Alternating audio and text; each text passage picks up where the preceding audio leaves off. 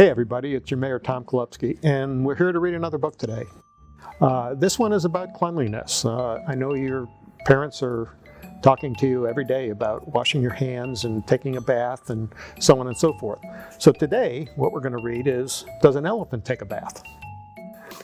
Who takes a bath? Does an elephant? Not exactly. An elephant takes a shower to soften its thick skin. Does a black rhino take a bath? No, not a tub bath, a mud bath. A mud bath is the rhino's way of cooling off and soothing painful bug bites. Does a zebra take a bath? Never, but zebras often take dust baths. The dust cools their skin and gets rid of ticks and fleas hiding in their fur. Does a giraffe take a bath? No, you will never see a giraffe take a bath. A giraffe has a very long tongue, which it uses to clean itself just like you use a washcloth.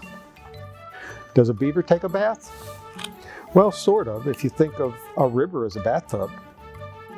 Beavers have a special split toenail on each hind foot. They use these double toenails like combs. Many animals who spend lots of time in the water come out to groom themselves.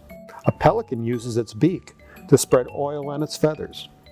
After a long swim, penguins help each other preen their feathers with oil. All animals keep themselves clean in their own special ways. Some lick, some pick, some soak, some scratch.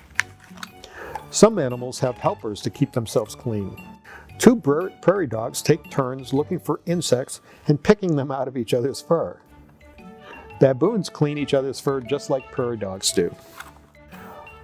Only people take baths or showers to keep themselves clean.